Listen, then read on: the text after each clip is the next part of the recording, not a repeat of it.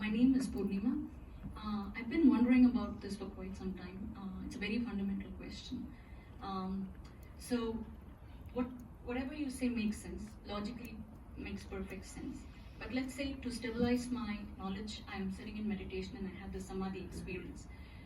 And I've never had one. But if I come out of it, will my experience be any different from anybody else in a different path? It should not be if it's the real open secret, right? Brahman will not be any different because you had an experience of samadhi. So you, as Brahman, it's always the same. But your experience is always conditioned by your mind.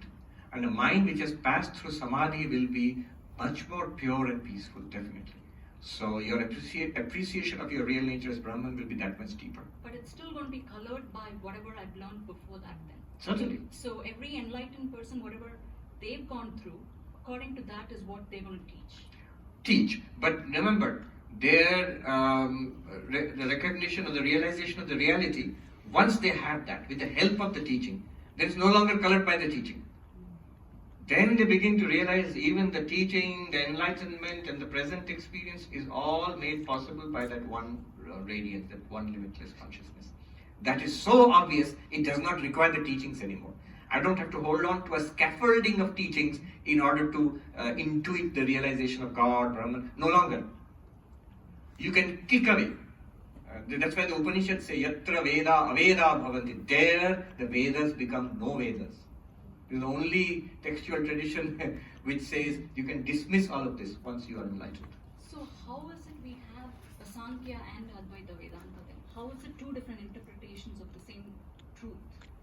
Two different interpretations. Why only Sankhya? Sankhya and Advaita are actually pretty close that way. But there is Nyaya and Vaisheshika and there are Buddha. My feeling is, if you look at it from that perspective, you sort of begin to get why people thought in these different ways. And why, from my, again, I'm speaking as very biased Advaitic, is that this is sort of the end game. This is sort of finishing school. Then even the Nyaya, I was thinking about it, the Nyaya understanding of the Atman as having no consciousness, just existence without consciousness, makes sense. Think about it. There is no, in itself, there is no thought, feeling, emotion, idea, which is normally we consider to be consciousness. Then isn't the Nayayika justified in thinking of the Atman as having no consciousness at all? Yes, why not? That which is beyond deep sleep. How much beyond so-called consciousness it is? You can only say it is. Nayayika is right there.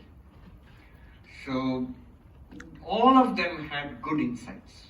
And you can see how all of them touched that reality or intuited that reality and then tried to explain it in this way and through a framework or a philosophical framework. Advaita, I consider it sort of a finishing school in spirituality. That's why Advaita is not particularly missionary. People, when they struggle with this, you take your time. Want to explore other things? Some say, can I go to mindfulness, vipassana? Absolutely. Knock yourself out. Go there and do mindfulness meditation. If that satisfies you, well and good. This is finishing school. And yet it need not be. Sri Ramakrishna says this is beginning. This is the basis. Make this the basis of your spiritual life. It's so direct, so easy, directly accessible and available to us. Why not start with this? Actually, once you begin to get an idea of what they are talking about here, all the rest seem unnecessarily complicated. And with huge amounts of beliefs mixed into it. All the rest. Especially the theistic devotional paths. Enormous amounts of belief mixed in there. And all sweet and beautiful, but also a lot of cultural conditioning there. Notice, this is something available to persons belonging to every religion and a person who denies religion completely, like Sam Harris. He loves Advaita Vedanta. So,